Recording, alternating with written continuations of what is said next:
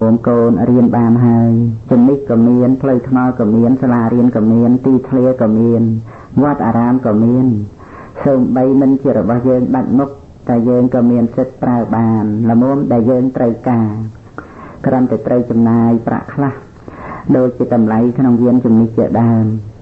ประเสริฐเบิกโกนใส่ไม้เจียมจ้าในตึกบังตะเลตังออกขนมโลกโกนพักเวียขนมบัดไงบานตรัมประมวยประปีกายปนเนาะใบเจียมจ้าในจนปวดเขาเอาตังออกขนมหางหรือขนมสาโกนปลายบานตรัมปีใบสำหรับปนเนาะขนมมือไงหายเวียก็มันเมนเพื่อโกนเตยจะเตยบดาบานได้กองในเตยจะมนุษย์ได้เมียนกาเสด็จเคลียนชื่อบรรทุบังวิจาระปัสสาวะหายไตรจ้าชื่อหนึ่งสลับขนมตีหลงผัดโดยชนกาละโมบโลบล้วนขนมปรับสมบัติเติบจิกาละงวงคลายย่างระบอกนึกเยงเวียเจดมปปูอัดบัดบังในกุลดำไหลได้เป็นประกอบในชีวิตมนุษย์จำนายเรื่องรีบการในเรื่องครูสานุกลใส่เหมือนจำใบเกิดเอาไว้เปริเตคำเรียนในบ้านสำหรับฉันเตไปเรียนในชราเตียดนะในสำหรับเกิดกูนุตั้งแต่ไม้ทรงง่ายกลุ่มนึกระบาไม้ขนมเปนี้ตกไอโกนสันถาโกนใส่ปรารถนาขบวกับบานแต่โกนใส่ใส่เพื่อขลุ่นไอขบวพองและโกนใส่เตะเตะแต่ปรารถนาขบวนุคือโกนใส่มันพอปิดทะเลเจ้าเมาในขนมใดระบามนุษย์เตะเพื่อมันขามหายอย่างเตะเรื่องกูโครงนุมันจำใบช่วยรกลายดาวเปเปเลียซ้ำกูหายกระเมงมอกดาจะทำดานานาจัดกระไดจะตามแต่นาในกิเลสเนี่ยนุหนึ่งสลายกลายจะมวยเคลียหนึ่งกาบัดบังในกัตติโย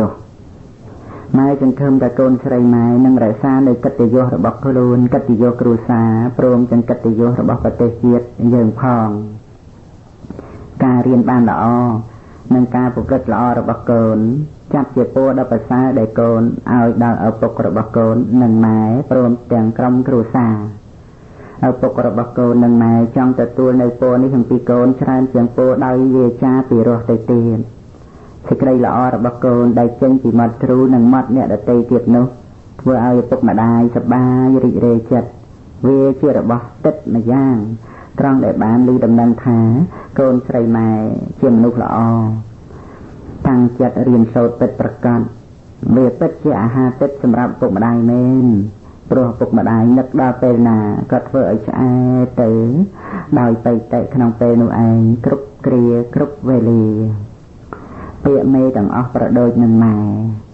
พนมเปรสมัยคือเจเมพนมทมไกรเลงทมตรัวไตรตรังทานแต่กวงในโตเจียงไม้กอยยามปรไม้ตรัวทานประปรุมมกบุญไม้เป็ดจะทมในขนมโลกาไม่ตอบคลังคลาสมเปียไม่คลูนตัวสดัดจักรปดกรวงทวีจังบุญอำนาจมอมมูลตายในขลาดแม่เปียเมขนมโลกเมียนชรานไปไกลเมเจอเมใดเมสรกเมสรายเปียเมจังนุประโดยจังไม้เปียเมโหหายคือไม้จังออกโปรไม้จะทมไม้เนี่ยบังกาไม้เอากำเนิดไม้เอาใบดอกไม้บังหัดโกนไม้เมียนจัดสมอไม้คือจะก็ในชีวิตโกนเศรษฐกิจนังสลัดโขโกนปรับสำลังไม้โกนปรับไม้ถ่าโกนหลุมบะขนมกาชีกองเตยสลาเรียนโกนเต็มเตยไม้เต็งหมดโตไอโกนชีตั้งแต่ไม้จ้องไอโกนสำลังเมื่อสักสิจารตีได้เหมือนเรียนสมบัติแต่กองชีปุเกตระได้แต่เรียนขนมระเวียงเพลย์ง่ายเทียบพองนั่งตระได้ตลอดบอกประเทศวิ่งจุนกาก็ดอยซาเม็ดเพยจังเตยจังใบตึกนุ่งจำในปุเกก็สักเสาเชียงโกนได้บทก็อายก็ควักขาดเมียนเมฆจิตรานตีมันจังเมียนสำนักบ้านได้เตยโจเรียนหนึ่งเกยพองโดยปัญหาจีบเพียบขนมครูซาเมียนกาควักขาดคลังคลาเจดามโกนปลอกไม้เตยเมื่อไอชง่ายเมื่อขนมหลงวงทอมก็เมื่อเตยแต่เล่เตยเมื่อคราวพองหายก็เมื่อแต่คลุนไอเตยเมื่อเนี่ยเตยคลาพองได้มนุษย์ได้เมื่อแต่คลุนไอก็ระเมงเคยแต่คลุนไอมันเคยดังเนี่ยเตยพองเต้ยูเตยก็คล้ายเตยจมนุษย์เจ็ดกึศแต่ปีคลุนไอมันเจ็ดกึศดังเนี่ยเตยคลาลายโยกได้สิกได้จักสบายหรือว่าคลุนจะตีตังปนเนาะ ម៉ែនឹងឪពុករបស់កូនបានប្រឹក្សាគ្នាហើយចាំដល់កូនចូលមហាវិទ្យាល័យសិនទៅបានទិញម៉ូតូឲ្យកូនឥឡូវម៉ែត្រូវការឲ្យកូនលំបាកក្នុងវ័យនេះវ័យដែលមានកម្លាំងមមួនវ័យដែលត្រូវសាងកម្លាំងចិត្តឲ្យរឹងប៉ឹងខន្តីតស៊ូក្នុងឆាកជីវិតដើម្បីកូននឹងបាននៅសេចក្តីសុខសប្បាយក្នុងវ័យដែលគួរបានសម្រាកម៉ែសូមឲ្យកូនបានដឹងផងថាក្នុងឆាកជីវិតនេះកូនត្រូវតស៊ូតែម្នាក់ឯងគត់មិនមែនដូចជាការតស៊ូក្នុងការប្រកួតកីឡាបាល់ទាត់ជាដើមនោះទេការប្រកួតកីឡាបាល់ទាត់បើឈ្នះក៏ឈ្នះទាំងក្រុមបើចាញ់ក៏ចាញ់ទាំងក្រុមដែរប៉ុន្តែចំពោះឆាកជីវិតនេះវិញកាលបើកូនចាញ់ចំពោះជីវិតហើយកូនមិនអាចបន្ទោសអ្នកណាបានឡើយហើយមនុស្សគ្រប់គ្នាដែលសម្លឹងមើលកូនជាអ្នកប្រកួតចាញ់ជីវិតនេះគេបន្ទោសកូនតែម្នាក់ឯងប៉ុណ្ណោះបើកូនមានអំណត់អត់ធន់តស៊ូក្នុងឆាកជីវិតបានជោគជ័យមនុស្សទាំងឡាយគេអាចនឹងលើកតម្កើងដល់មេត្តាបិតាគ្រូអាចារ្យខ្លះផងដែរក្នុងឋានៈជាអ្នកអប់រំទូលមានព្រានបដៅចង្អុលប្រាប់ផ្លូវតែមនុស្សដែលត្រូវបានទទួលការលើកតម្កើងច្រើនជាទីបំផុតក៏គឺខ្លួនកូននឹងឯងតែម្ដងការប្រកួតចាញ់ជីវិតញាតិមិត្តបងប្អូនប្រកាសជាមិនមានអ្នកណាម្នាក់រួមចាញ់ឬរួមចាញ់ជាមួយកូនឡើយឲ្យយ៉ាងគេគ្រាន់តែមើលដោយការអាណិតអាសូរតែប៉ុណ្ណោះព្រោះហេតុដូច្នោះកូនត្រូវវឹកហាត់កសាងកម្លាំងចិត្តឲ្យបានរឹងប៉ឹងឲ្យចេះអត់ធន់តស៊ូដើម្បីបានជាមូលដ្ឋានដ៏ល្អនៃជីវិតខ្លួនឯងកូនម៉ែកុំចេះតែសម្លឹងរកទីពឹងអំពីខាងក្រៅឬអំពីមនុស្សដទៃនោះឡើយកូនត្រូវចេះព្យាយាមធ្វើខ្លួនឲ្យជាទីពឹងនៃខ្លួនឯងហើយត្រូវតែប្រញាប់ប្រញាល់ឲ្យបានសមគួរតាមវ័យទៀតផងសូមឲ្យកូនម៉ែបានយល់ឃើញត្រូវដូច្នេះថាការចេះដឹងល្អនិងការប្រព្រឹត្តល្អជារបស់សំខាន់ក្នុងជីវិតដោយកូនបានឃើញត្រាប់ហើយឪពុកម្ដាយមិនមែនជាអ្នកមានទ្រព្យសម្បត្តិរហូតដល់ថ្នាក់ចាយប្រាក់ដោយមិនចាំបាច់គិតមុខគិតក្រោយនោះទេឬក៏ត្រូវយកមកបាញ់សាចរយរៃលេងដើម្បីសេចក្តីសប្បាយរីករាយរបស់កូនទាំងដែលខ្លួនឯងជាម៉ែជាឪត្រូវប្រឹងប្រែងរកសឹងលៀនក្របភ្នែកនោះឡើយដូច្នេះកូនកុំចេះតែគិតប្រាថ្នាក្នុងទ្រព្យសម្បត្តិរបស់ម៉ែឪដើម្បីបានយកទៅប្រើប្រាស់ចាយវាយហាក់ដូចជាម៉ែឪរបស់ខ្លួនសម្បូរណាស់ឬហាក់ដូចជាបានមកដោយឥតប្រឹងប្រែងនោះប្រសិនបើម៉ែមានប្រាក់នឹងទិញម៉ូតូឲ្យកូនជិះម៉ែក៏មិនមែនទិញឲ្យដើម្បីកូនរីករាយភ្លើតភ្លើននៅក្នុងពពួកមិត្តភ័ក្តិនាំគ្នាជិះគឺហាបណ្ដាលស្រីញីទៅនេះទៅនោះវេរឹកអួតក្អេងក្អាងនោះឡើយរឿងនេះចាំដល់កូនចេញរកប្រាក់ខ្លួនឯងកូននឹងបានដឹងថាការរកប្រាក់នោះវាមានសេចក្តីលំបាកយ៉ាងណាហើយកូនចង់បានអ្វីកូននឹងទិញដោយខ្លួនឯងចុះព្រោះកូនចាំទុកថាមនុស្សណាដែលទន់ខ្សោយមិនអាចយកឈ្នះជីវិតខ្លួនឯងបានមនុស្សនោះមិនអាចកសាងខ្លួនបានឡើយព្រោះជាអ្នកទ្រាំនឹងគ្រឿងដែលនាំឲ្យត្រេកត្រអាលមិនបាននៅពេលកូនចេញពីការសិក្សាហើយចូលទៅធ្វើការនៅក្នុងកន្លែងណាមួយនោះចៅហ្វាយនេះគេមើលកិច្ចការងាររបស់កូនច្រើនជាងសញ្ញាបត្ររបស់កូនទៅទៀត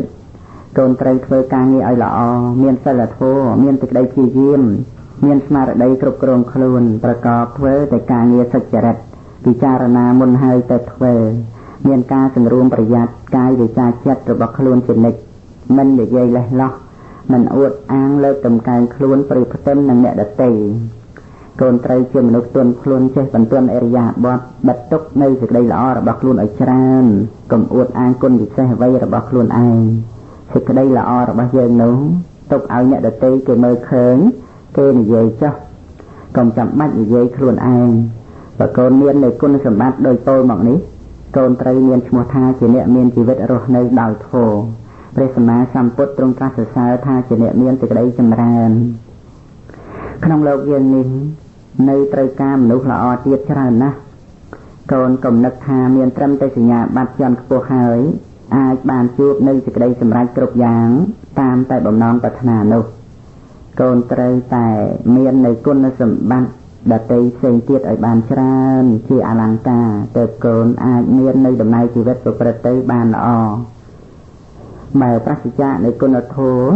គុណសម្បត្តិសេចក្តីល្អផ្សេងៗហើយទោះបីមានទ្រព្យច្រើនមានស័ក្តិធំមានមុខតំណែងខ្ពង់ខ្ពស់ប៉ុណ្ណាក៏ដោយក៏មិនអាចមាននៅសេចក្តីសុខដ៏ពិតប្រាកដឡើយត្រឹមតែជាការបោកបញ្ឆោតខ្លួនឯងប៉ុណ្ណោះ ហើយត្រូវបញ្ឆោតឲ្យរីករាយរំភើបទៅរហូតក្នុងមួយថ្ងៃរកតម្លៃខ្លឹមសារពិតនៃជីវិតមិនមាននៅក្នុងសាលាដែលកូនរៀនក៏មានវិជ្ជាសិលធម៌សូមកូនយកចិត្តទុកដាក់សិក្សាឲ្យមែនទែនពិតមែនតែវិជ្ជាព្រះពុទ្ធសាសនាឬវិជ្ជាសិលធម៌នេះដាក់ឲ្យមានការប្រឡងក្នុងសាលាតិចតួចក៏ដោយប៉ុន្តែមនុស្សទាំងឡាយគេបានចេញវិញ្ញាសាផ្នែកសិលធម៌នេះផ្ទាល់ក្នុងជីវិតគ្រប់ពេលវេលាច្រើនជាងវិជ្ជាណាទាំងអស់វិជ្ជានេះមានការចាំបាច់ដល់ដំណើរជីវិតច្រើនជាទីបំផុតជាការចាំបាច់ដល់ថ្នាក់ខានមិនបានតែម្ដងបើមនុស្សយើងរៀនក្នុងសាលាគ្រាន់តែដើម្បីចេញមកប្រកបអាជីពរកស៊ីចិញ្ចឹមជីវិតទេនោះតើមនុស្សនឹងជាសត្វដ៏ប្រសើរវិសេសជាងសត្វលោកប្រភេទដទៃទៀតយ៉ាងដូចម្ដេចទៅព្រោះសត្វដទៃសូម្បីមិនបានចូលរៀនក្នុងសាលាក៏អាចមានជីវិតរស់នៅបានដែរទាំងដែលពពួកសត្វខ្លះមើលទៅទំនងជារស់នៅសប្បាយជាងមនុស្សខ្លះទៀតផងព្រោះអាស្រ័យហេតុនេះការសិក្សាទៅគូឲ្យមានទិសដៅខ្ពង់ខ្ពស់ប្រសើរជាងការសិក្សាដោយត្រឹមតែដើម្បីចិញ្ចឹមជីវិតតែយ៉ាងនោះគឺគួរឲ្យមានទិសដៅទៅក្នុងការអប់រំចិត្តដើម្បីឲ្យមានចិត្តខ្ពស់បានទៅជាមនុស្សចេះជាយាមកាត់បន្ថយនៅកិលេសព្រោះកិលេសវាជាគ្រឿងទាញចិត្តឲ្យធ្លាក់ចុះទាបនិងឲ្យថោកដូចវាដែរសេចក្តីនេះមិនមែនបានន័យថាការប្រកបមុខរបរចិញ្ចឹមជីវិតមិនសំខាន់នោះទេម៉ែដឹងហើយថាបច្ច័យ4ជារបស់ចាំបាច់សម្រាប់មនុស្សការខ្វះខាតបច្ច័យ4ធ្វើឲ្យមនុស្សលំបាកមានការរំខានក្នុងចិត្តកង្វល់ដល់អនាគតនិងមានសេចក្តីដឹងខ្លួនជាទុក្ខក្នុងរឿងផ្សេងប៉ុន្តែការខ្ជិះខ្ជាយចាយវាយមិនគិតវាក៏ធ្វើឲ្យមនុស្សប្រឈមមុខនឹងទុក្ខកង្វល់បានដែរដូច្នេះកូនត្រូវចេះគិតឲ្យមែនទែនម៉ែសូមបញ្យល់កូនអំពីសិលធម៌និងសេដ្ឋកិច្ចក្នុងជីវិតប្រចាំថ្ងៃសេដ្ឋកិច្ចដែលពិតប្រាកដរមែងមិនទាស់នឹងច្បាប់សិលធម៌ក៏ដូចគ្នាដែរគឺសិលធម៌ពិតប្រាកដត្រូវតែមានសេដ្ឋកិច្ចដែលល្អប្រព្រឹត្តទៅព្រមគ្នាកូនត្រូវយល់ពាក្យនេះដូចតទៅសេដ្ឋកិច្ចដែលពិតប្រាកដត្រូវតែមិនប្រជែងយកប្រៀបលើគ្នាគឺត្រូវធ្វើដោយការលះបង់ដើម្បីសេចក្តីសុខដល់អ្នកដទៃដែលមានទំនាក់ទំនងជាមួយគ្នាឃើញអ្នកដទៃប្រហែលនឹងខ្លួនឯងដែរទើបមិនមានការយកប្រៀបលើគ្នានេះឯងគឺជាសិលធម៌ដ៏ខ្ពង់ខ្ពស់ការបែបដូចនេះសិលធម៌ដែលពិតប្រាកដត្រូវតែជាសិលធម៌ដើម្បីការរស់នៅដ៏ល្អប្រសើររបស់មនុស្សជាតិនិងដើម្បីសុវត្ថិភាពនៃសង្គមនឹងឯងគឺមិនមែនជាសិលធម៌ដែលអណ្ដែតទៅខ្ពស់ផុតពីសេចក្តីពិតនៃជីវិតមនុស្សនោះឡើយដូច្នេះសិលធម៌និងសេដ្ឋកិច្ចត្រូវតែដើរទៅព្រមគ្នាទើបនឹងឲ្យនៅសេចក្តីសុខសាន្តដល់មនុស្សក្នុងសង្គមទៅបានសូមឲ្យកូនសាកគិតមើលបើមនុស្សក្នុងសង្គមរបស់យើងមានបាននៅទ្រព្យល្មមប្រើប្រាស់និងល្មមហូបចុកហើយឬក៏ច្រើនបរិបូរជាងនឹងទៅទៀតក៏ដោយតើវាអាចបញ្ចប់នៅបញ្ហាឬតាមពិតមនុស្សក៏នៅតែឆ្លោះគ្នាដណ្ដើមទ្រព្យគ្នាបៀតបៀនសម្លាប់គ្នាចរណែនគ្នានេះគ្នានិងព្យាបាទគ្នាជាដដែលព្រោះមនុស្សមានក្រពះតណ្ហាបើភ្លៀងធ្លាក់ចុះមកនៅដុំមាសមនុស្សក៏នៅតែកាប់សម្លាប់គ្នាដើម្បីដណ្ដើមដុំមាសនឹងឯងព្រះសម្មាសម្ពុទ្ធទ្រង់ត្រាស់សម្ដែងថាសូម្បីភ្នំមាសពីរក៏មិនល្មមដល់សេចក្តីត្រូវការរបស់មនុស្សម្នាក់ដែរគង់តែទៅដណ្ដើមនៅភ្នំមាសអ្នកដទៃទៀតជាមិនខាននេះព្រោះតែការមិនចេះគ្រប់គ្រាន់នៃមនុស្សលោកព្រោះដូច្នេះការសិក្សាត្រូវតែឲ្យមានការចម្រើនផ្លូវចិត្តលះបង់នៅការលោភលន់ការខឹងក្រោធនិងសេចក្តីល្ងងទៅព្រមគ្នាជាមួយនឹងការចម្រើននៅចំណេះដឹងទៅជាការបានសម្រេចនៅទិសដៅនៃការសិក្សាបើមិនដូច្នោះទេការសិក្សានោះឯងនឹងវិលត្រឡប់មកសម្រាប់អ្នកសិក្សាខ្លួនឯងវិញព្រោះការសិក្សាដោយគ្រាន់តែដើម្បីបានជាឧបករណ៍នៃកិលេសប៉ុណ្ណោះរបៀបដូចជាគេចាប់អាសេរពឹសត្រង់កន្ទុយអញ្ចឹងឯងការប្រព្រឹត្តធម៌ជារបស់ដ៏សំខាន់ក្នុងសង្គមមនុស្សតែមនុស្សយើងច្រើនតែមើលមិនឃើញសេចក្តីសំខាន់នេះប្រៀបដូចការមើលឃើញភាពល្អស្អាតនៃដើមឈើតែមើលមិនឃើញនៅឫសដែលជារបស់ដ៏សំខាន់ក្រៃលែងក្នុងការចម្រើននៃដើមឈើនោះដូច្នោះឯងបើមនុស្សលើផែនដីនេះអត់អាហារបរិភោគមួយថ្ងៃវាមិនជាគ្រោះថ្នាក់អ្វីដែលនាំឲ្យស្លាប់នោះឡើយ តែបើមនុស្សគ្រប់គ្នាអត់សិលអត់ធัวទៅវិញដោយត្រឹមតែមួយផ្លេតប៉ុណ្ណោះដូចជាអត់សិលខទី1ក្នុងសិល5មនុស្សត្រូវសម្លាប់គ្នាស្លាប់រាប់ចំនួនមិនអស់នាំឲ្យមានសេចក្តីក្តៅក្រហាយដ៏ខ្លាំងក្លាកើតឡើងសេចក្តីនេះជាការបញ្ជាក់ឲ្យឃើញថាការប្រព្រឹត្តធម៌មានសេចក្តីសំខាន់ដ៏ក្រៃលែងគឺជាឫសគល់នៃសន្តិសុខក្នុងពិភពលោកដើម្បីឲ្យកូនបានឃើញនូវសម្បត្តិដ៏មានតម្លៃបំផុតនៅក្នុងជីវិតពិតៗម៉ែសូមឲ្យកូនតាំងចិត្តធ្វើជាមនុស្សល្អព្យាយាមស្វែងរកចំណេះដឹងមកដាក់ខ្លួនកូនត្រូវប្រើពេលវេលាឲ្យមានប្រយោជន៍ដោយការអានសៀវភៅផ្សេងៗដូចនេះកូនអាចជជែកជាមួយអ្នកប្រាជ្ញបានគ្រប់គ្នាដោយការអានសៀវភៅរបស់លោកអ្នកប្រាជ្ញនោះសូមកូនកុំសម្លាប់ពេលវេលាឬបក់ផាត់ចោលនៅពេលវេលាឲ្យសោះបុគ្គលណាសម្លាប់ពេលវេលាជារឿយៗពេលវេលានឹងត្រឡប់បែរមកសម្លាប់នៅបុគ្គលនោះវិញឲ្យជាមនុស្សស្លាប់ទាំងរស់ពោលគឺធ្វើឲ្យបុគ្គលនោះឯងរស់នៅយ៉ាងឥតប្រយោជន៍មានតែបង្កនៅទុក្ខទោសដល់ខ្លួនឯងនិងដល់សង្គមទៀតផងមានមនុស្សចំនួនច្រើនណាស់ដែលធ្វើការទន្ទឹងតែប្រាក់ខែបន់ឲ្យតែឆាប់ដាច់ខែនឹងបានបែបប្រាក់តែគេមាននឹកទេថាមួយខែដែលកន្លងទៅជីវិតគឺត្រូវអស់មួយខែតើជីវិតមួយខែគេកំណត់តម្លៃប៉ុន្មានបានប្រាក់មកតែជីវិតត្រូវអស់សេចក្តីស្លាប់ចូលមកចិត្តគ្រប់ដង្ហើមសេចក្តីល្អដែលត្រូវធ្វើមានច្រើនណាស់ការងារចិញ្ចឹមជីវិតដែលត្រូវធ្វើក៏មានច្រើនដែរធ្វើយ៉ាងណាក៏មិនចេះអស់តែហេតុដូចម្ដេចណោះទៅចេះតែមានមនុស្សនិយាយថាមិនដឹងធ្វើអ្វីហើយក៏បោះបង់ពេលវេលាចោលគួរឲ្យស្ដាយណាស់ធម្មជាតិបានឲ្យពេលវេលាដល់មនុស្សយើងស្មើគ្នាក្នុងមួយថ្ងៃអ្នកណាយកទៅធ្វើអ្វីក៏បានបើគេប្រើពេលវេលាឲ្យមានប្រយោជន៍ជីវិតរបស់គេក៏មានប្រយោជន៍ដែរក្នុងថ្ងៃនេះម៉ែដាស់តឿនកូនបន្ថែមបន្តិចទៀតថាអ្វីដែលកូនចង់បានតាមចំណង់ចិត្តនោះវាមិនអាចធ្វើឲ្យកូនបានឆ្អែតគ្រប់គ្រាន់ឡើយរបៀបដោយកូនកាលពីមិនតាន់បានកង់ហើយទេម៉ែទិញកង់ដូច្នោះឯងឥឡូវមិនតាន់បានប្រមាណផងឃើញតែកូនធុញទ្រាន់នឹងកង់ទៅហើយបញ្ជាក់ឲ្យឃើញថាកូនខ្វះអំណត់អត់ធន់ខ្វះការតស៊ូព្យាយាមខ្វះធម៌សន្តោស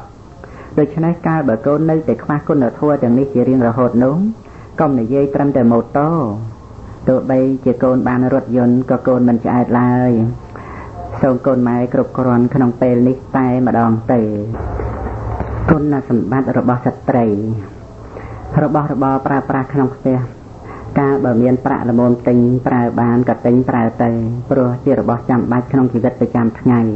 មិនគួរកំណាញ់ស្វិតឲ្យជីវិតរស់នៅលំបាកលំបិននោះឡើយយ៉ាងទៀតមិនត្រូវខ្ជិះខ្ជាយរហូតដល់ទៅថ្នាក់មិនដឹងតម្លៃសម្បត្តិទ្រព្យមិនដឹងតម្លៃមាសប្រាក់ដែលរកបានមកដោយលំបាកនោះទេការរៀបចំជីវិតឲ្យរស់នៅក្នុងរវាងកណ្ដាលនៃសេចក្តីកំណាញ់និងការខ្ជិះខ្ជាយនេះឯងគឺជាការងាររបស់មនុស្សម៉ាត់ខ្ចាត់គឺជាមនុស្សដែលរៀបចំជីវិតឲ្យស្ថិតនៅត្រង់កណ្ដាលនៃសេចក្តីមិនល្អផ្សេងគុណធម៌គ្រប់យ៉ាងរមែងមានការប្រព្រឹត្តទៅជាផ្លូវកណ្ដាលទាំងអស់ព្រោះដូច្នេះបើកូនត្រូវការកពូននៅគុណធម៌របស់ខ្លួនក៏សូមឲ្យកូនកាន់យកផ្លូវកណ្ដាលតួយ៉ាងដូចជាសេចក្តីក្លាហានត្រូវតែនៅរវាងការភ័យខ្លាចប្រេះផ្ដាស់និងការប្រហើនកោងកាយសេចក្តីក្លាហាននេះទៅជាគុណធម៌ឬដូចជាសេចក្តីព្យាយាមដែលនៅកណ្ដាលរវាងការខ្ជិលនិងការប្រឹងជ្រុលសេចក្តីព្យាយាមនេះទៅជាគុណធម៌លក្ខកូនបានប្រាប់ម៉ែថាសិស្សរួមថ្នាក់របស់កូនខ្លះគេមានការរស់នៅដោយការចាយវាយខ្ជិះខ្ជាយសប្បាយរីករាយមាននៅទ្រព្យសម្បត្តិនិងមនុស្សដែលតាមបម្រើសេចក្តីត្រូវការច្រើនសន្ធឹកសន្ធាប់ចង់ទៅលេងឯណាក៏ទៅបានចង់បរិភោគអ្វីក៏បរិភោគបានចំណែកកូនមិនអាចធ្វើយ៉ាងនេះបានឡើយម៉ែមានការពេញចិត្តណាស់និងសប្បាយចិត្តនៅត្រង់ដែលកូនមិនអាចធ្វើដូចនោះបានការធ្វើតាមតែចិត្តខ្លួនឯងនិងការបានសពគ្រប់តាមតែចិត្តចង់ក្នុងវ័យបឋមនោះនឹងសាងឧបនិស្ស័យមិនល្អក្នុងខ្លួនក្មេងកាលបើឧបនិស្ស័យបែបនេះមមតំក្នុងសន្តានក៏រមែងមានផលអាក្រក់ទៅខាងចុង តាមតែកម្លាំងនៃឧបស័យមិនល្អនេះឯងម៉ែសូមឲ្យកូនចេះគិតខ្លាចរឿងនេះក្នុងជីវិតផងក្មេងៗសពថ្ងៃដោយច្រើននៅតាមទីក្រុងនិយមហឺហាចូលចិត្តដើរលេងឥតប្រយោជន៍សប្បាយរីករាយចាយប្រាក់ឥតគិតមិនចូលសាលាមិនចូលផ្ទះមានគ្នាប្រុសស្រីផ្ដេសផ្ដាស់ក្មេងប្រុសចេះផឹកស្រាជក់បារីបណ្ដាលស្រីបំផ្លាញប្រាក់លាក់ម៉ែឪនៅតាមខេត្តបញ្ជូនកូនស្រីខ្លះប្រុសខ្លះឲ្យមករៀននៅភ្នំពេញមានកូនដែលមិនចេះអាណិតដល់ម៉ែឪរបស់ខ្លួនយកប្រាក់មកដើរលេងភ្លើតភ្លើនហើយប្រាប់ទៅម៉ែឪថាប្រាក់មិនគ្រប់ព្រោះត្រូវការរៀនច្រើនម្ល៉េះហើយម៉ែឪត្រូវប្រឹងរកប្រាក់បែកញើសហូចញើសទ្រាំខំធ្មេញអត់ធ្មត់ដើម្បីឲ្យកូនបានរៀនបន្តពេលខ្លះត្រូវបង្ខំពេកក៏លក់ស្រែលក់ចម្ការលក់គោលក់ក្របីក៏មានកូនខ្លះល្ងងដូចក្របីចេះដូចឆ្មាម៉ែឪអន់ចិត្តលន់មាត់ពោលថាលក់គោឲ្យក្របីរៀនក្របីមែននៅគ្រាន់បើជាងទោះបីល្ងងម្ដេចម្ដាក៏គង់អាចប្រើបានជាគ្នាទាញនំកល់ឬក៏អូសរទេះប៉ុន្តែកូនដែលល្ងងនោះគិតតែបំផ្លាញប្រាក់ម៉ែឪទោះបីម៉ែឪឬក៏លោកគ្រូអ្នកគ្រូខំទូមានព្រានបដៅយ៉ាងណាក៏ដោយក៏នៅតែប្រហែលគ្នានឹងនិយាយឲ្យឆ្មាស្ដាប់បង្ករឿងរំខានមិនចេះចប់កូនស្រីម៉ែសូមឲ្យកូនស្រីមានសួស្តីសេរីភ័ព្វតាមធម្មជាតិគឺជាស្រីដែលមាននៅគុណសម្បត្តិរបស់ស្រីល្អប្រសើរក្នុងភាពជាស្រីគួរឲ្យស្រឡាញ់ព្រោះមានសភាពជាស្រីមានខ្លួនសង្រួមជានិច្ចមានសេចក្តីសប្បាយរីករាយនៅក្នុងភាពជាស្រីល្អតាមធម្មជាតិកូនស្រីមិនចាំបាច់លេងខ្លួនឆោតឆាយខ្លាំងពេករហូតដល់បាត់បង់នៅសម្បត្តិចរិយារបស់ខ្លួនជាស្រីនោះឡើយកូនស្រីម៉ែត្រូវវឹកហាត់អប់រំខ្លួនឲ្យបានជាមនុស្សមាំតំរៀបចំជីវិតទៅតាមឋានៈឲ្យបានសមរម្យដល់ខ្លួនឯងប្រៀបបីដូចជាផ្កាយដែលមានគោចរទៅតាមវិថីរបស់ខ្លួនមិនមែនជាស្លឹកឈើជ្រុះដែលចេះតែរសាត់ទៅតាមខ្យល់បក់ផាត់នោះទេមនុស្សប្រភេទផ្កាយនេះមានតិចនៅក្នុងលោកប៉ុន្តែច្រើនតែបានជួបប្រសពនៅសេចក្តីសម្រេចដល់ប្រពៃក្នុងជីវិតបានទទួលសេចក្តីសុខដ៏ប្រណិតសុខំមានសន្តិភាពក្នុងចិត្តនិងជាតួយ៉ាងដ៏ល្អប្រសើររបស់អ្នកដែលត្រូវការសេចក្តីសុខក្នុងផ្នែកនេះមនុស្សស្លឹកឈើជ្រុះគឺស្រេចហើយតែលោកធម៌នាំទៅរសាត់ទៅតាមសម័យនិយមនៅក្នុងសង្គមរហូតដល់បាត់បង់អស់នៅខ្លឹមសារពិតរបស់ខ្លួនឯងរវល់តែវង្វេងជាមួយនឹងអ្វីដែលជាសម្បកក្រៅមិនដឹងថាអ្វីដែលជាគុណតម្លៃពិតនិងអ្វីដែលគ្រាន់តែជារបស់คล้ายៗឡើយរឿងទាំងអស់នេះមិនមែនមានតែចំពោះក្នុងក្រុមក្មេងៗនោះទេមនុស្សធំមនុស្សចាស់ក៏ដូចគ្នាកុំនឹកថាជាមនុស្សធំហើយចាស់ហើយវារមែងល្អទៅឯងមនុស្សដែលមិនសិក្សាធម៌មិនបប្រតិបត្តិធម៌មិនអប់រំខ្លួនឲ្យនៅក្នុងសេចក្តីសង្រួមរឹងរិតតែធំប៉ុណ្ណាកិលេសដែលវាមានទម្លាប់ជាឧបនិស្ស័យក៏ចម្រើនធំធាត់ឡើងប៉ុណ្ណឹងដែរច្រើនដោយលៀបយោសេចក្តីសរសើរនិងការលើកតម្កើងហើយថាបើដឹងមិនតាន់មិនឃើញទោសទេក៏ជាការបើកឱកាសចំហផ្លូវឲ្យកិលេសហូរចូលមកនៅក្នុងចិត្តសន្តានណែនក្រាស់ក្រៃលែងដូចជាការលើកតម្កើងខ្លួនការវង្វេងនឹងខ្លួនឯងការមិនព្រមទទួលយកសេចក្តីពិតចាយវាយខ្ជិះខ្ជាយប្រកួតប្រជែងសម្ដែងខ្លួនរឹកស្យាឈ្នះនេះមេយាលាក់ពុតអំនួតអួតអាងសពគ្រប់បែបយ៉ាងជាដើមកិលេសនិងសេចក្តីអាក្រក់ក្នុងខ្លួននឹងកាត់បន្ថយទៅបានគឺចំពោះតែអ្នកដែលបានសិក្សាធម៌បប្រតិបត្តិធម៌យ៉ាងត្រឹមត្រូវព្រមទាំងអប់រំខ្លួនឯងឲ្យតាំងនៅក្នុងសេចក្តីសង្រួមតែប៉ុណ្ណោះម៉ែសូមឲ្យកូនបានយល់ចូលចិត្តថាទម្លាប់គឺជាឧបនិស្ស័យក្នុងសន្តានមិនថាផ្លូវល្អឬផ្លូវអាក្រក់ឡើយវារមែងដូចជាព្រៃដែលចេះតែដុះច្រើនឡើងក្រាស់ឡើងកាន់តែច្រើនថ្ងៃគឺកាន់តែណែនក្រាស់កាលបើកូនបានដឹងយ៉ាងនេះហើយសូមកូនអប់រំវឹកហាត់ខ្លួនឲ្យធ្លាប់ទៅតែក្នុងផ្លូវល្អកុំទម្លាប់ក្នុងផ្លូវមិនល្អឡើយបើកូនចង់តាមតែចិត្តខ្លួនឯងដោយការចាយវេខ្ជិះខ្ជាយមិនគិតដើរលេងសប្បាយរីករាយហឺហា ម៉ែសូមឲ្យកូននឹកដល់មនុស្សជាច្រើនអ្នកទៀតក្នុងប្រទេសយើងដែលមានភាពក្រីក្រលំបាកខ្វះខាតអាហារបរិភោគខ្វះខាតសម្លៀកបំពាក់ខ្វះខាតផ្ទះសម្បែងនិងខ្វះខាតថ្នាំកែរោគព្រមទាំងខ្វះអ្នកជួយមើលថែទៀតផងសូមកូនកុំមើលតែខ្លួនឯងម៉ែសូមឲ្យកូនមើលទៅមនុស្សជុំវិញខ្លួនផងរួចហើយមើលឲ្យទលំទលាយទៅឆ្ងាយកូននឹងឃើញពពួកមនុស្សដែលរួមកើតក្នុងโลกជាមួយយើងកំពុងមានសេចក្តីទុក្ខលំបាកពាសពេញផែនដីជីវិតរស់នៅរបស់មនុស្សយើងមានទុក្ខច្រើនមានសេចក្តីចង្អៀតចង្អល់ច្រើនយ៉ាងទៀតជីវិតម្នាក់ក៏មិនយឺនយូរប៉ុន្មានដែរព្រោះដូច្នេះម៉ែសូមឲ្យកូនមាននៅសេចក្តីព្យាយាមអត់ធន់ក្នុងការសិក្សាអត់ធន់ក្នុងការងារដែលជាមុខនាទីរបស់ខ្លួនកុំឲ្យពេលវេលាកន្លងទៅដោយឥតប្រយោជន៍ឡើយបើនៅក្នុងវ័យសិក្សាបែរជាមិនចង់សិក្សារៀនសូត្ររវល់តែចង់សប្បាយរីករាយក្នុងការដើរលេងដល់វ័យធ្វើការក៏រកការងារអ្វីប្រកបពិតជាមិនបានម្ល៉េះហើយក៏បានទៅជាមនុស្សមិនថ្លៃថ្នូរដោយបុរាណភាសិតបានពោលថាអ្នកបួសមិនសង្រួមមិនល្អក្រហមឥតរបរមិនថ្លៃថ្នូរលុះដល់វ័យចាស់ក៏ដល់នៅសេចក្តីលំបាកដោយប្រការផ្សេងម៉ែនិយាយនេះមិនរួមដល់ជីវិតនៃអ្នកដែលមិនមាននៅឱកាសបានសិក្សារៀនសូត្រប្រហែលណាមួយនោះឡើយគឺម៉ែនិយាយចំពោះតែក្មេងដែលមានឱកាសហើយតែមិនព្រមឆក់ឱកាសនោះទុកបណ្ដោយឲ្យឱកាសកន្លងទៅដោយមិនអាចឲ្យវិលត្រឡប់មកវិញបានសេចក្តីព្យាយាមនោះសូម្បីយើងត្រូវមានការនឿយហត់ខ្លះក្នុងការខាងដើមតែយើងនឹងបានផលល្អហើយរីករាយនៅខាងចុងប្រៀបដូចជាយើងស្រោចទឹកដើមឈើនៅគល់ប៉ុន្តែមានផលនៅខាងចុងដូច្នោះឯង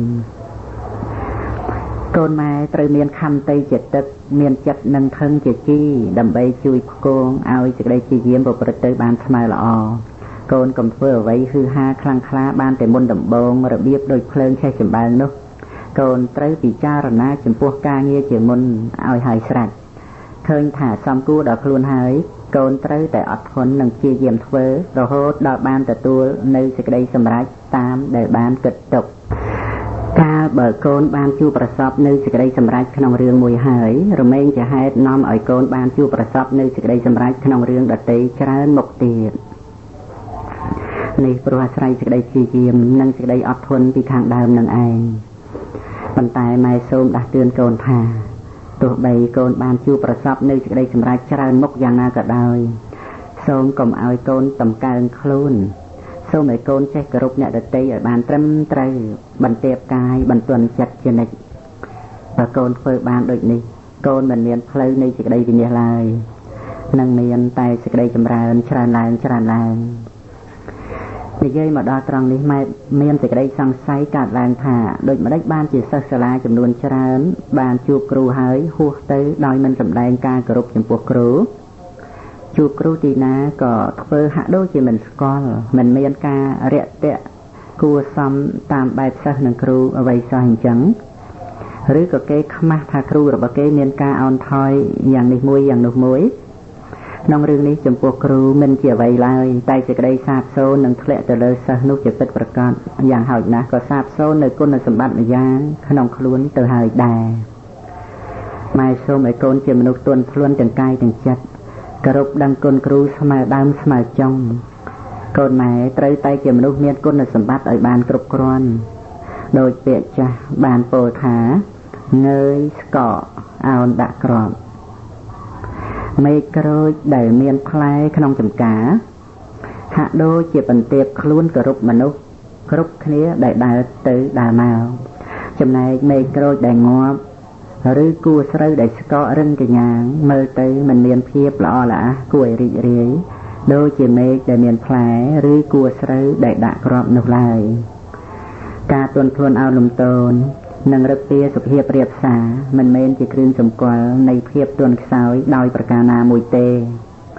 តាមពិតគឺជាគ្រឿងសម្គាល់នៃភាពរឹងប៉ឹងមាំមួនដែលជាលក្ខណៈនៃមនុស្សល្អសូមកូនចាំទុកថាទន់ភ្លន់ចំពោះអ្នកស្មើគ្នាជាមនុស្សសុភាពរៀបសារទន់ភ្លន់ចំពោះអ្នកទេពជាងជាមនុស្សមានចិត្តខ្ពស់ទន់ភ្លន់ចំពោះមនុស្សទូទៅ ជាអ្នកផុតចាកភ័យកាលបើយ៉ាងនេះដូចម្ដេចបានជាសិស្សត្រូវទន់ភ្លន់ជាមួយលោកគ្រូអ្នកគ្រូដែលជាអ្នកខ្ពស់ជាងខ្លួនមិនបាននោះបើថាមើលឃើញគាត់ទៀបជាងខ្លួនដោយទ្រព្យសម្បត្តិជាដើមការទន់ភ្លន់ចំពោះគាត់ក៏សម្ដែងថាជាអ្នកមានគុណធម៌ខ្ពស់ឬមានចិត្តខ្ពស់សូម្បីមិនបាននឹកថាជាគ្រូអាចារ្យរបស់ខ្លួនទេគ្រាន់តែជាមនុស្សទូទៅការទន់ភ្លន់ចំពោះគាត់ក៏នាំឲ្យរួចផុតពីភ័យដែរបើកូនម៉ែមានភាពទន់ភ្លន់ចេះគោរពឲ្យបានសមគួរតាមឋានៈកូនម៉ែមានតែសេចក្តីចម្រើនដោយចំពោះគឺកូនស្រីគួរទន់ភ្លន់មិនទន់កាយរៀបរយរឹកពេឲ្យបានប្រពៃមែនទែនរឹងរិតតែសភាពទន់ភ្លន់ច្រើនប៉ុណ្ណាក៏រឹងរិតតែមានតម្លៃច្រើនប៉ុណ្ណោះកូនកុំនឹកច្រឡំថាគុណសម្បត្តិបែបនេះវាហួសសម័យទៅហើយនោះតាមពិតគុណសម្បត្តិបែបនេះគឺត្រូវការជាចាំបាច់បំផុតព្រោះជារបស់ក្រកម្ររកបានក្នុងសម័យសពថ្ងៃនេះឯង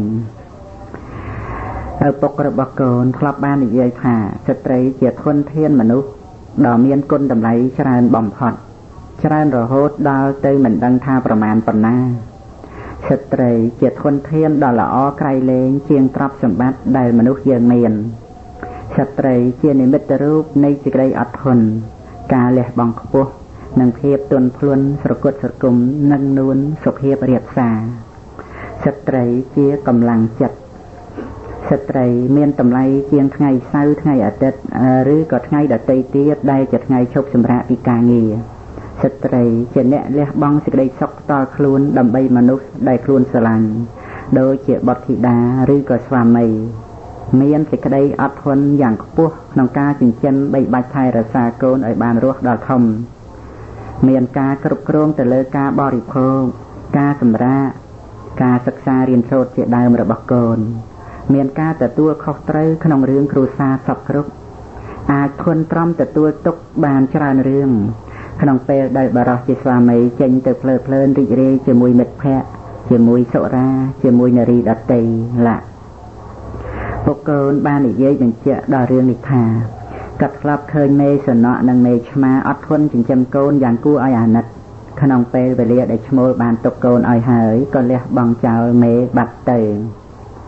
មនុស្សប្រុសដែលមានសភាពដូចជាសំណក់និងឆ្មាឈ្មោលក៏មានមិនតិចក្នុងលោកប៉ុន្តែដែលឪពុកកូនបានពោលមកនេះមិនមែនបានសេចក្តីថាស្ត្រីសុទ្ធតែល្អក្រៃលែងទៅទាំងអស់គ្រប់គ្នានោះទេដែលជាមនុស្សស្រីមិនល្អថោកថយក៏មានដែរព្រោះការប្រព្រឹត្តខុសអំពីលក្ខណៈរបស់ស្ត្រីសូមកូនម៉ែយល់ដឹងថាឲ្យតែជាមនុស្សទោះជាប្រុសឬស្រីសុទ្ធតែល្អប្រសើរតាមធម្មជាតិទាំងអស់ព្រោះកំណើតមនុស្សកើតអំពីកុសលកម្មប៉ុន្តែដែលមានមនុស្សមិនល្អនោះដោយសារខ្វះស្មារតីគ្រប់គ្រងខ្លួននឹងឯងឪពុករបស់កូនមិនយល់ស្របក្នុងរឿងប្រកួតបវរកញ្ញាគ្រប់ប្រភេទចំណែកម៉ែក៏ដូចគ្នាព្រោះយល់ឃើញថាវាជាការទម្លាយយសសេរីរបស់ស្ត្រីទៅវិញទេនាងមិនគួរព្រមខ្លួនចូលមកជាគ្រឿងលេងរបស់សង្គមឡើយនាងមិនមែនជាបក្សីតូចក្នុងទ្រង់មាសដែលដើរដែលឈរឲ្យមនុស្សជ្រើសរើសថាមួយណាល្អដាច់គេហើយក៏ចង់បូរឲ្យទៅនោះទេសូម្បីនាងបានទទួលតំណែងលេខ1ប្រចាំប្រទេសឬប្រចាំពិភពលោកក៏ដោយក៏មិនមែនពិតជាថានាងល្អបំផុតក្នុងប្រទេសឬក្នុងពិភពលោកនោះឡើយព្រោះនៅមានស្ត្រីដែលល្អជាងនាងច្រើនណាស់ដែលគេមិនព្រមចូលមកប្រកួតមិនព្រមដាក់ខ្លួនឲ្យទៅជាគ្រឿងលេងរបស់សង្គមម៉ែយល់ថាកិច្ចការនេះគួរតែមិនចាំបាច់ឲ្យមានក្នុងសង្គមឡើយថ្ងៃនេះម៉ែបានបញ្យល់កូនវែងឆ្ងាយណាស់ហើយកូនចូលចិត្តស្ដាប់ពាក្យឪពុកម្ដាយទូន្មានធ្វើឲ្យឪពុកម្ដាយមានសេចក្តីសុខក្នុងចិត្តម៉ែសូមឲ្យពរដល់កូនសូមឲ្យកូនម៉ែសម្បូរទៅដោយគុណសម្បត្តិដូចបានពោលហើយនោះគឺជាសេចក្តីសុខរបស់ម៉ែហើយក៏ជាពរដែលកូនក៏បីជូនត្រឡប់ឲ្យមកដល់ឪពុកម្ដាយរបស់កូនវិញដែរអាវ៉ាតម៉ែចុងក្រោយបើកូនម៉ែព្យាយាមហាត់អត់ធន់ចំពោះរឿងបន្តិចបន្តួចបន្តបន្សំបានក៏មិនចាំបាច់ត្រូវទៅអត់ធន់ក្នុងរឿងធំធំដែរមានរឿងដែលគួរឲ្យប្លែកមួយក្នុងសង្គមយើងគឺ មានមនុស្សមិនតិចអ្នកឡើយដែលមិនអាចអត់ធន់ចំពោះពាក្យសុសៀតចាក់ដោតនិងការមើលងាយពីអ្នកដទៃបានរហូតដល់ទៅសម្លាប់គេប៉ុន្តែបែរទៅជាចេះអត់ធន់នៅក្នុងគុកបានដល់ទៅ10ឆ្នាំ20ឆ្នាំឬអាចមួយជីវិតបានទៀតផងនោះខ្លះមិនដល់ថ្នាក់សម្រាប់គេទេតែបែរទៅជានាំយកពាក្យសុសៀតជាដើមនោះមកសម្លាប់សេចក្តីសុខរបស់ខ្លួនឯងទៅវិញតាមពិតនោះបើយើងមិនយកវាមកទុកក្នុងចិត្តហើយយើងនឹងរស់នៅជាមួយសេចក្តីស្ងប់ក្នុងโลกនេះមិនមានការរស់នៅជាមួយនឹងអ្វីឲ្យប្រសើរដូចជាការរស់នៅជាមួយនឹងសេចក្តីស្ងប់ឡើយដើម្បីសេចក្តីស្ងប់កើតមានក្នុងចិត្តកូនត្រូវតែចេះអត់ធន់តែកុំចេះអត់ធន់របៀបដូចគោដូចក្របីនោះត្រូវតែរៀនឲ្យឆ្លាតផងទើបអាចកសាងសេចក្តីស្ងប់ទៅបានកូនត្រូវស្គាល់តម្លៃនៃសេចក្តីល្អគ្រប់យ៉ាងចំពោះសេចក្តីល្អទោះជាអ្នកណាដឹងអ្នកណាឃើញឬមិនបានដឹងមិនបានឃើញក៏ដោយអ្នកណាលើកតម្កើងឬមិនលើកក៏ដោយបានលៀបបានយោឬក៏អត់ក៏ដោយគឺជាសភាវៈដែលគួរតែធ្វើនឹងឯងព្រោះសេចក្តីល្អជារង្វាន់ដែលត្រូវទទួលបានស្រេចទៅហើយអាវតែមួយកាលដែលចោលពាក់គឺជាអាវចោលមនុស្សទាំងឡាយគេស្អប់ខ្ពើមកាលបើអ្នកចិត្តបន់ពាក់ក៏ជាអាវរបស់អ្នកចិត្តបន់មនុស្សទាំងឡាយគេបូជាទីកន្លែងតែមួយកាលបើមនុស្សអាក្រក់គេអាស្រ័យនៅគឺជាកន្លែងដែលគួរឲ្យរង្គៀសខ្លាចលុះដល់មនុស្សល្អចូលទៅនៅអាស្រ័យវិញទីនោះក៏คล้ายទៅជាពោជនីយដ្ឋានមនុស្សយើងមានឆ្អឹងមានសាច់មានឈាមដូចគ្នាប៉ុន្តែមនុស្សទាំងឡាយគេមាក់ងាយឬបូជាគឺស្រេចហើយតែចិត្តដែលអាស្រ័យនៅក្នុងកាយនឹងឯងការបើសេចក្តីពិតច្បាស់លាស់យ៉ាងនេះហើយចូលកូនម៉ែជ្រើសរើសយកដោយខ្លួនឯងចុះថាតើត្រូវធ្វើយ៉ាងណាសេចក្តីសុខតាមផ្លូវលោកក្រេបផឹកយូរទៅរឹតតែសាបដោយបរិភោគអំពើពិគុលទៅរកចង់អញ្ចឹងឯងចំណែកសេចក្តីសុខតាមផ្លូវធម៌វិញរឹងរឹតតែក្រេបផឹករឹងរឹតតែផ្អែមឡើងរបៀបដូចបរិភោគអំពើពីចុងដេញមករកគល់ព្រោះហេតុនេះទៅព្រះសម្មាសម្ពុទ្ធទ្រង់ត្រាស់សម្ដែងថាសច្ចៈនឹងឯងដែលមានរសកប់ប្រពៃលើអស់រសទាំងពួងឬម្យ៉ាងទៀតរសព្រះធម៌រមែងឈ្នះអស់នៅរសទាំងពួងមនុស្សដែលមិនបានសិក្សាអំពីសេចក្តីល្អសូម្បីតែរបស់ដែលល្អប្រកបចំពោះមុខក៏មិនចេះចាប់យកមកទុកឡើយកុំចាំបាច់និយាយដល់ការស្វែងរកចំណែកអ្នកដែលបានទទួលនៅការសិក្សាយល់អំពីសេចក្តីល្អរមែងមិនលះបង់ចោលនៅសេចក្តីល្អដែលប្រកបនៅចំពោះមុខផងនិងស្វែងរកសេចក្តីល្អដទៃទៀតផងអ្នកស្វែងរកល្អរមែងបានជួបល្អអ្នកស្វែងរកអាក្រក់រមែងបានជួបអាក្រក់ត្រូវការជាសេដ្ឋីតែមិនចេះសន្សំទ្រព្យត្រូវការជាមនុស្សល្អតែមិនចេះសន្សំសេចក្តីល្អទាំងពីរយ៉ាងនេះតើអាចបានយ៉ាងដូចម្តេចទៅភ័យវិបត្តិដែលកើតអំពីអ្នកដទៃឬកើតអំពីខាងក្រៅនៅមានផ្លូវការពារបានព្រោះខ្លួនឯងក៏មិនបានរួមដៃជាមួយនឹងភ័យវិបត្តិនោះខំប្រឹងការពារឬក៏រត់គេចញាតិមិត្តបងប្អូនក៏ល្មមអាចនឹងជួយការពារបានចំណែកភ័យវិបត្តិដែលកើតអំពីខ្លួនឯងពោលគឺកើតពីការធ្វើរបស់ខ្លួនវិញនោះការពារបានដោយលំបាកណាស់ព្រោះខ្លួនឯងក៏មិនបានតស៊ូការពារព្រមទាំងរួមដៃទៀតផងតើអ្នកណានឹងអាចជួយបានដូច្នេះឧបនិស្ស័យអាក្រក់ដែលកើតឡើងក្នុងខ្លួននោះឯងក៏បីឃើញថាជាប្រយ័ត្នរាយដល់ការសាហាវរបស់ខ្លួនមនុស្សដែលជាមុជមុលនៅក្នុងលោកលិចចុះនៅក្នុងលោកលំបាកនឹងធ្វើនៅប្រយោជន៍ឲ្យដល់សង្គមលោកបានណាស់ព្រោះគេឃើញតែពីខ្លួនឯងសម្លឹងមើលតែប្រយោជន៍និងសេចក្តីសុខផ្ទាល់ខ្លួនប៉ុណ្ណោះម្ល៉េះហើយអ្វីដែលជាប្រយោជន៍ផ្ទាល់ខ្លួនសូម្បីដឹងថាត្រូវធ្វើអាក្រក់ហើយក៏នៅតែពេញចិត្តធ្វើដែរចំណែកអ្វីដែលជាប្រយោជន៍របស់អ្នកដទៃវិញសូម្បីដឹងថាត្រូវធ្វើល្អហើយក៏មិនចង់ធ្វើដែរមនុស្សដែលជាមុជមុលក្នុងលោកមិនចេះមានការលះបង់ពិតប្រាកដទេគេចេះតែលះបង់បែបបិទនុយនិងផ្លែសន្ទូចស្ទួយត្រីទៅប៉ុណ្ណោះឯងបុគ្គលដែលឃើញការវែងគួរហាត់ឲ្យចេះមានការលះបង់បន្តិចម្ដងគឺជាការសាងនិស្ស័យឧបនិស្ស័យនិងអធ្យាស្រ័យល្អឲ្យដល់ខ្លួនឯង និស័យនេះនឹងចាក់ឫសសិនចូលជ្រៅទៅក្នុងសន្តានបានជាឧបនិស្ស័យដែលមមតំខ្លាំងក្លាការលះបង់ការចេះអើពើនិងការជួយសង្គ្រោះបានរីកសាយទៅលំទលាយក្នុងសន្តានចិត្តរហូតអាចធ្វើនៅអ្វីដែលមនុស្សទាំងឡាយធ្វើបានដោយលំបាកដូចជាព្រះបរមពុរិស័ទក្រោយមកបានជាព្រះសម្មាសម្ពុទ្ធព្រះអង្គទ្រង់លះបង់គ្រប់យ៉ាងដើម្បីសេចក្តីល្អនិងសេចក្តីសុខនៃសង្គមសត្វលោកទាំងមូលធ្វើជាមនុស្សត្រូវចេះនឹកដល់មេដាបិតាគ្រូអាចារ្យញាតិមិត្តបងប្អូនរហូតដល់អ្នកទាំងឡាយផ្សេងទៀតដែលរាប់អានខ្លួនផងបើយើងធ្វើនៅអំពើអាក្រក់រហូតដល់ខូចជ័យឈ្មោះវិនាសទាំងខ្លួនទៀតនោះតើលោកអ្នកទាំងឡាយនោះនឹងត្រូវខូចចិត្តយ៉ាងណាទៅដោយចំពោះដល់ក្រៃលែងគឺមេដាបិតាលោកមានការខូចចិត្តច្រើនជាងអ្នកណាទាំងអស់ព្រោះលោកបានចិញ្ចឹមមើលថែដោយការលុយហត់លំបាកលោកទាំងពីរបានលះបង់ទាំងកម្លាំងកាយកម្លាំងទ្រព្យកម្លាំងសតិបញ្ញានិងកម្លាំងចិត្តទាំងអស់សម្ដៅទៅក្នុងការបណ្ដុះបណ្ដាលកូនតាំងសេចក្តីសង្ឃឹមថានឹងបានរីករាយជាមួយសេចក្តីល្អរបស់កូនប៉ុន្តែត្រឡប់ជាបានស្ដាប់បានឮតែរឿងអាក្រក់របស់កូនតែលោកមានការខកចិត្តបណ្ណាទៅតើជាការចាក់ទម្លុះទម្លាយចិត្តរបស់លោកដ៏មានគុណយ៉ាងណាទៅហើយកូនប្រុសស្រីទាំងឡាយហើយសូមកូនជួយម៉ែឲ្យបានសម្រេចបំណងដែលជាទិសដៅនៃការអប់រំចិញ្ចឹមកូនគឺសូមឲ្យកូនបានជាមរតកដ៏សំខាន់បំផុតជាមរតកដែលម៉ែត្រូវប្រគល់ឲ្យដល់ប្រទេសជាតិនិងពិភពលោកកាលបើម៉ែបំពេញនៅតួនាទីរបស់ខ្លួនបានសម្រេចដោយកូនម៉ែបានជាមនុស្សល្អហើយម៉ែក៏មានសេចក្តីសុខព្រោះសមតាមបំណងដែលបានគិតទុកតាំងពីកូននៅក្នុងផ្ទៃម៉ែម្លេះម៉ែសូមយកចិត្តដ៏ស្មោះបរិសុទ្ធជាចិត្តដែលបានពលីចំពោះកូនគ្រប់បែបយ៉ាងមកឲ្យពរដល់កូនសូមឲ្យកូនបានជួបប្រទះតែនឹងសេចក្តីសុខនិងសូមឲ្យកូនបានដើរតាមស្នាមនៃអ្នកប្រាជ្ញរហូតដល់ផុតចាកទុក្ខទាំងពួងពាក្យម៉ែមានន័យសំខាន់ខ្លាំងណាស់ប្រជុំគុណក្រាស់ក្រៃជាងធរណីពាក្យម៉ែពីរោះគ្របលើប្រតាពីល្អដូចជារីពេញដោយរុក្ខាព្រៃតហុំមានសัตว์ជាគ្រឿងលំអភរិយាបវរលំអភស្តា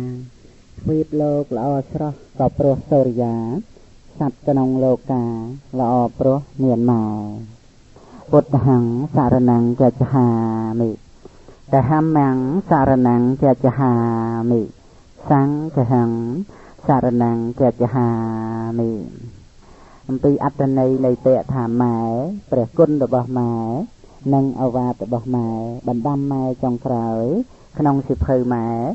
ជាប់តែប៉ុណ្ណេះសូមសេចក្តីចម្រើន